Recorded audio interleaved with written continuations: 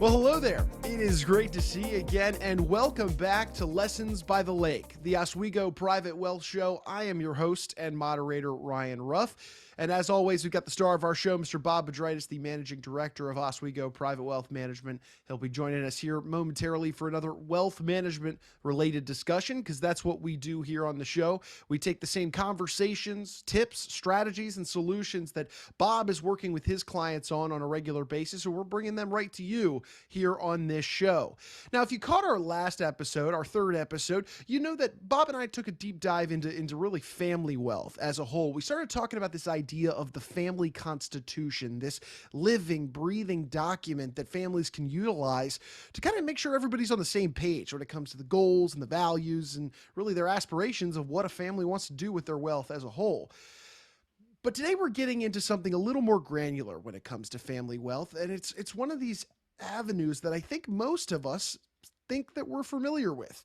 But really, there's a lot of internal, external things at play here with this topic that we're going to be addressing today. And I'm excited to kind of unpack what Bob's experiences have been like in addressing this topic and really get into the heart of it with you guys today. What am I talking about? I'm talking about this idea of preparing heirs for their inheritance, for that day that the inheritance comes. So with that being said, let's go ahead and bring Bob out. Let's get today's conversation rocking and rolling. Bob, good to see you. How you doing today? Hey, Ryan, great to be with you. No, it's great. Anytime we get together, I always enjoy it, Bob. Today, we're diving into a topic that is universally well known. I mean, most people understand the idea of an inheritance being passed down to a future generation, but we're going to get granular with it today.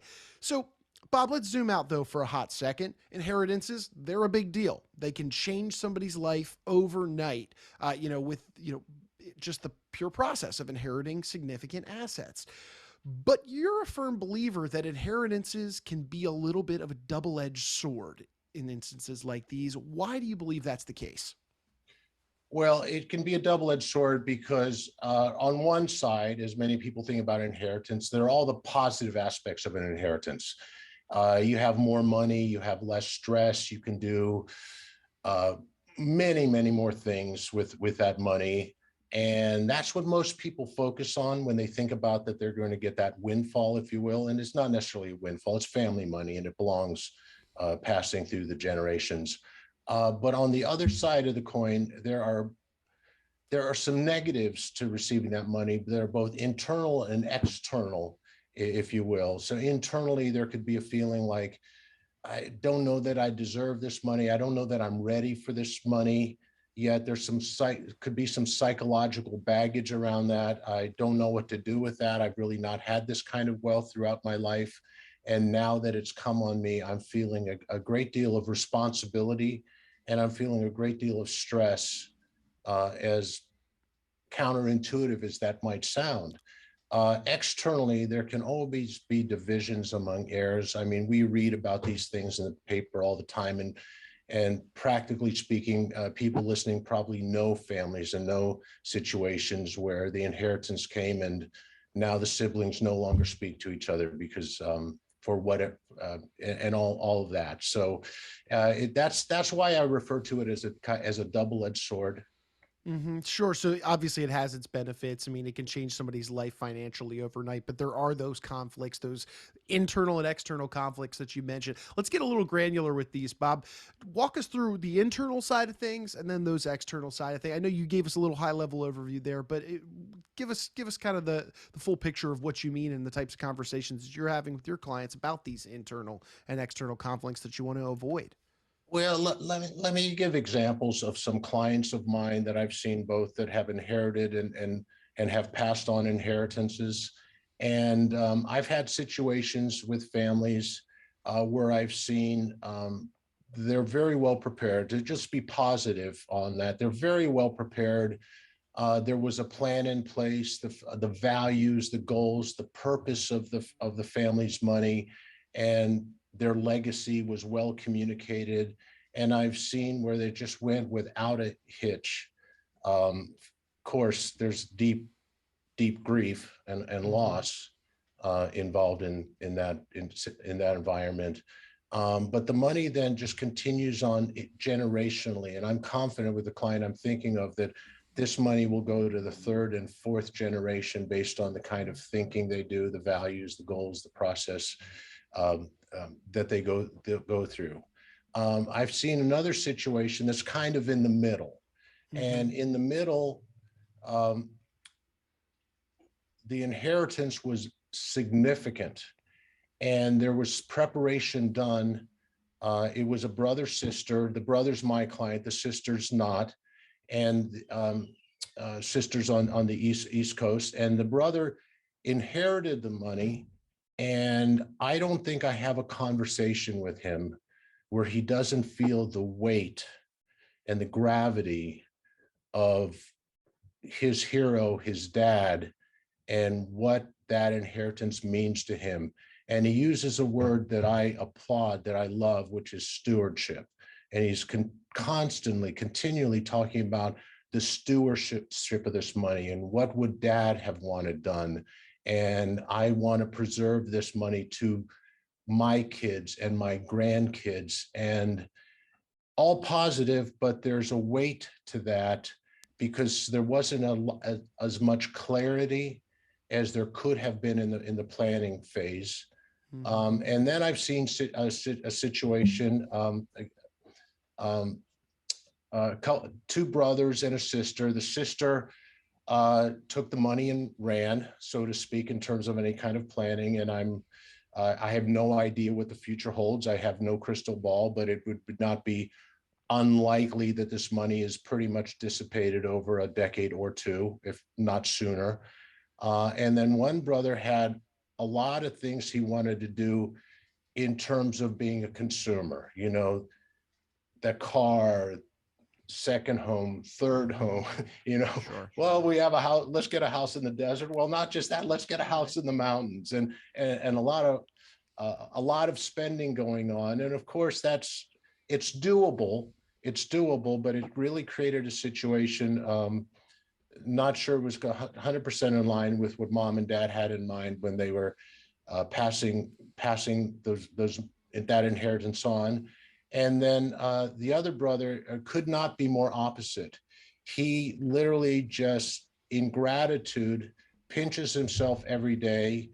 And while the wealth is substantial, he agonizes over whether he can spend $40,000 on a new truck, because his truck's 30 years old, and doesn't. And again, there's a burden and a weight to that, because he's just not comfortable with having that kind of wealth. So those are some of the internal conflicts that I see. And of course, the external are pretty self-evident, where you have heirs disagreeing upon what's fair, quote unquote, to their inheritance. So.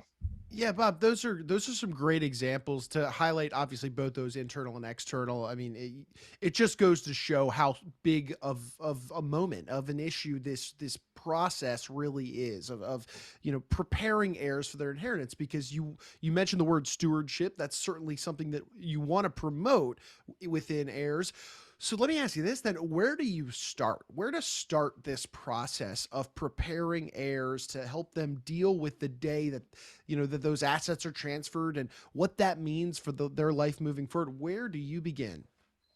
Well, that's a great question. That's a really great question.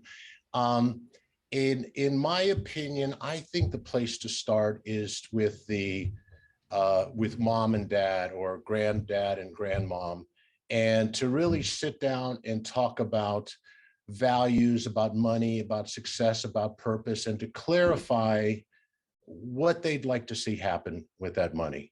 And once they do that, and we've had that values-based conversation, I'd like to bring in the children, the grandchildren, if appropriate, as early as possible, but not in the very first meeting necessarily, and bring them in as early as possible to educate them about what's going on. And in that meeting, if I do a reasonable job of facilitating it, and I tried earnestly, sincerely, to do a very, very good job of facilitating that to the best of my ability, then we can clarify and assess, well, where are we as a family now? Because if there are conflicts and fissures and issues today, then we know they're just going to be magnified once there are zeros behind that dollar sign. And so we really want to talk those things too, but primarily we want to advance the values, the purpose, the goals of that money today. And there are ways we can address that now while everybody's healthy, happy, nobody's on life support, nothing's happened. And so that's the starting point. And really driving at is, there are two aspects to this, Ryan. Number one are the, as I often refer to as the X's and the O's, and that's the practical planning of inheritance. There are things that we've gleaned from the research that we've done and that we've helped underwrite, understanding what the ultra high net worth, the super rich do, those with 500 million or more. And there are aspects, legal aspects, trust aspects, donor advised funds. There are things that we have at our disposal that we can use that we know that the super rich do. So those are the technical aspects of the planning. And we say, if you can do it with 500 million, then certainly you don't have to have that kind of tremendous wealth to be able to utilize these things that are codified in our tax code that we are allowed to do, that can save tremendous amount in help mitigate taxes and pass the money on to the heirs. But as importantly, and this is something, you know, I always stress, it's that human element. It's that transferring values, not just wealth, to your heirs. So we don't fall into the situation where it's just the spendthrift dissipates it all very quickly, or the nervous heir feels it's more of a burden than a blessing to have this money and doesn't know what to do with it. So those are the issues that we want to cover in those early meetings to really discuss that. And of course, as we have here at Oswego Private Wealth Management, as we run our virtual family office, I am not a one-man band in this process. I like to be the facilitator. I view myself as the family CFO, if you will. And then we bring in the experts, whether it's trust and inheritance and succession planning experts or tax mitigation experts. And then we bring in the team around there so everybody has that. But our starting point is to talk about the values, the goals, the purpose. Oh no, Bob, that's great, and it sounds to me like, I mean, you know, looking at those studies showing what the ultra high net worth, those affluent individuals are doing, modeling those behaviors, bringing that to your practices. I mean, that's a big, a big slice of success for you and your clients and helping to prepare them for those days. So I appreciate you kind of carving out what it is that they're doing, and of course how you can transfer that into those two, faceted approaches, the X's and O's, like you mentioned, and then of course that human element. Very important stuff when going through the process of preparing heirs for their inheritance. Bob, my next question for you is when we're talking about the day to begin, specifically the day, to start fostering that level of financial intelligence among heirs. I mean, is it safe to say, today is the day, the present is where you want to start, right here and right now? Well, absolutely. I mean, think of this analogy that you want to get strong. You want to get stronger, so you're going to start lifting weights, and that's the goal.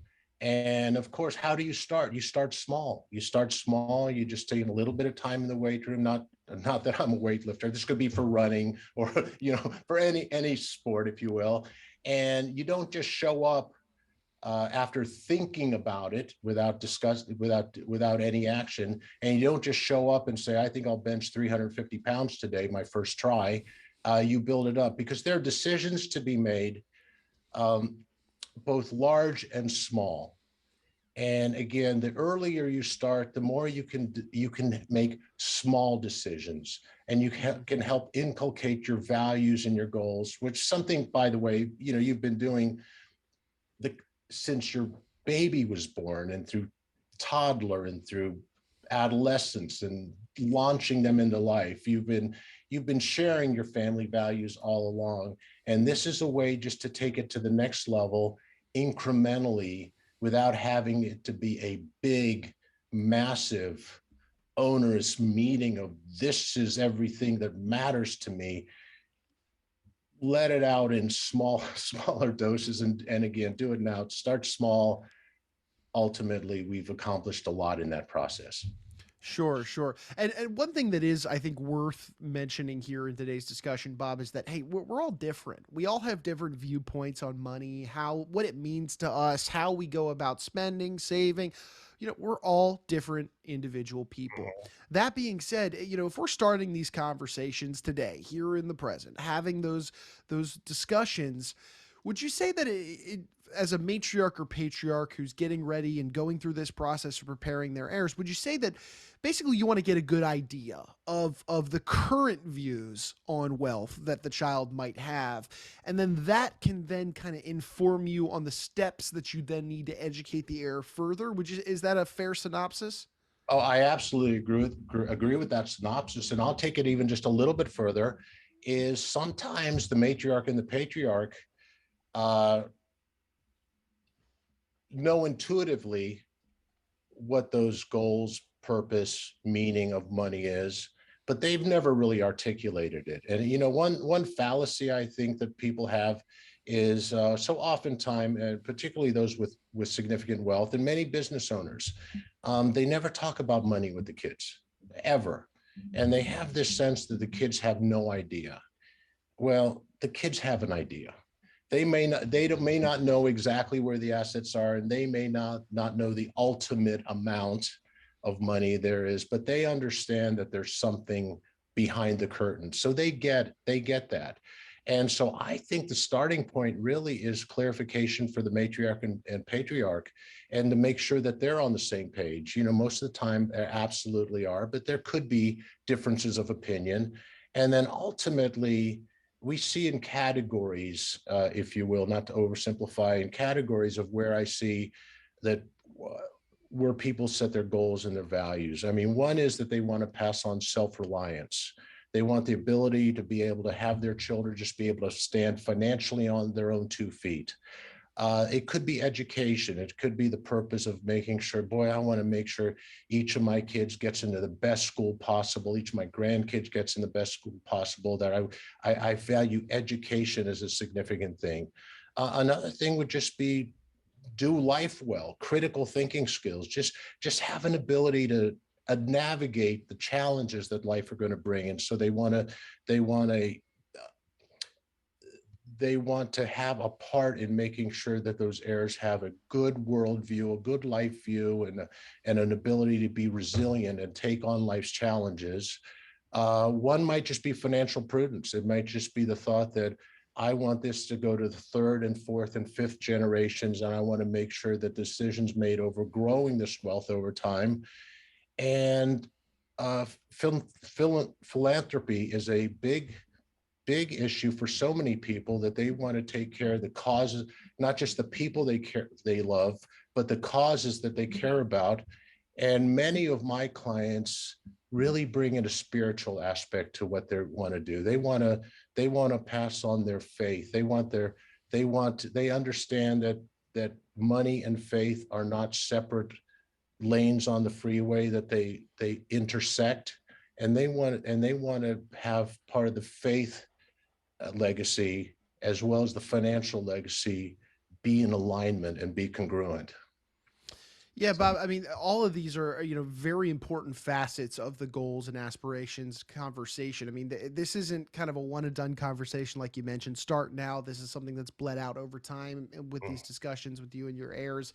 And obviously, in having those conversations over times about all those different avenues you just mentioned, Bob, I would imagine, regardless of the individual that that you're discussing with, that their own viewpoints on how they view wealth, how they spend wealth, there's such a wide variety of conversation to be having. There's so much so that regardless of their viewpoints on wealth, you're able to still appeal to them in one way or another. There's a lot of value that can be had in that conversation.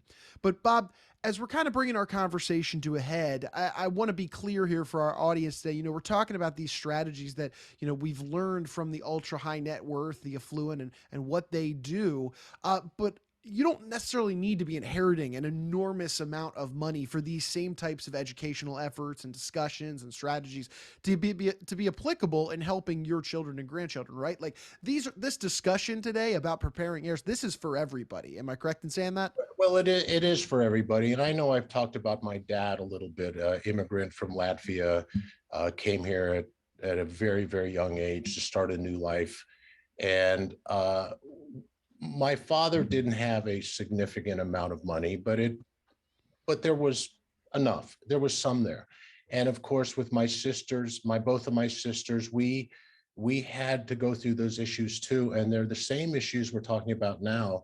And they were the desires of my dad's heart in terms of legacy and values, irrespective of how many zeros were behind that number. And it's something that earnestly my sisters and I wanted to fulfill and to honor him with. Yes, absolutely. It applies to the ultra rich, and it applies to those who have more modest means as well. Sure. So Bob, we've thrown a lot at our audience today, and these conversations, maybe they can be a little daunting for some people, depending on the relationship they have with their heirs, or maybe where they are along the line with these conversations with their heirs. So who then should families maybe turn to for help in getting this process rolling, making sure that they're, discussing the right things when it comes through this? Basically, who can help a family go through this process of educating heirs? Well, this is the process that I do. This is the process that I do with our clients. And again, we begin with the discovery process where we're talking about these issues. Once again, in my opinion, I believe that the first meeting should be with the matriarch, patriarch. That's who should be involved as we're beginning this. And we talk about things like living your values out loud, because again, if the kids in a formal meeting to talk about the inheritance, it's the first time they find out, gee, Dad and Mom, I had no idea you cared about Habitat for Humanity or something else. It's you live your values out loud. And if appropriate, we create a formal family value statement together. If appropriate, that's, it doesn't have to be formal, and certainly not a legally binding document. And then I would say we want to involve the kids in select financial decisions. Again, I was talking about a little bit earlier about, you want to start small and allow the momentum of that to build up a little bit, and involve the kids in select financial decisions, and make sure that they have a baseline of financial education, if you will. So, not the most critical in the world to know the difference between a mutual fund and a stock and a bond and those things, but it does come out, and those are things that people should know, is what financial assets are available and what they do. And that's an education that I love to do with the kids as well. And then perhaps if they're philanthropic, we create a family bank. And then the family together starts talking about giving now. Because again, if you're inheriting the money and you're 50 years old or 60 years old, and you've never been allowed to go in that direction to think about charitable intent, isn't it a better idea in your 40s, 50s, 60s, before you get there, 20s, even better, teens, even better, where you're a part of a family process where you're getting together and you're talking about what you can do for your communities, your church, your synagogue, your faith, causes you care about, and you can begin to make a difference in those worlds as a family together. I think that's incalculably valuable, and just such a wonderful way to do that. But ultimately, there are steps that we can take, and I'm happy to be the Sherpa. Matter of fact, I'm excited when I can be the Sherpa with my clients to begin that process. And then, as necessary, as issues come up, we do need the legal team. We do need an accounting team. We might need experts in life insurance, perhaps, or bring in from community foundations or charitable experts to spend some time with the family and discuss what tools are available and what kinds of things can we do. after values are established. Yeah, there is just so much value to having these conversations, getting them started, thoroughly vetting what those goals and values and aspirations for the future of the wealth and the family look like. I mean, Bob's laid it out for us here today beautifully. And Bob, for those in our audience that, maybe they're interested in reaching out to you and your team just to get a conversation rolling and discuss their own unique situation with you, what would you say is the best way they could get in touch with you and your team to maybe book an appointment or get that process rolling? Well, I'm making an assumption that everybody listening has the internet. Probably does, because they're probably listening to us on some type of internet device. Best place to go is, I say this every time, just go to our website, oswegoprivatewealth.com, and there's more information on everything we talked about. There's more information that talks about us, our goals, our not our goals, our values, our purpose, who we are as a wealth management firm. And in there, it's very easy to find a tab where you can connect to us, let us know you'd like to have a discussion, and we can take it from there. Fantastic. Well, Bob, look, you're a busy guy. I appreciate you carving some time out of your day to be with us here on the show and to just explore this idea of preparing heirs for their inheritance. It's such a big moment for not just the heir or multiple heirs, but for the family as a whole. And it's one that you can be prepared for. You just need to take those necessary steps. So I appreciate you carving some time out, being with us and kind of walking us through this process today. Yeah, thank you. It was great to be with you, Ryan. All right, Bob. And hey, look, we want to take one final moment, as always, and thank you guys, our audience, for jumping aboard and being on the show with us today. If you liked what you saw, maybe you took anything away from the conversation today, do us a favor, hit that like button, subscribe, share this information with friends, family, business owners, anybody really that you think would benefit from these types of conversations. But today it was preparing heirs for their inheritance. Next episode, it'll be a different wealth management related topic, a topic that Bob is well versed in, that he's having conversations surrounding with his clients at Oswego Private Wealth. We've got some great topics teed up for you in future episodes to come that we would hate to have you miss out on. So for Mr. Bob Bedreitis, I'm Ryan Ruff. We're going to go ahead and say so long, but we appreciate you one final time for joining us here on today's installment of Lessons by the Lake.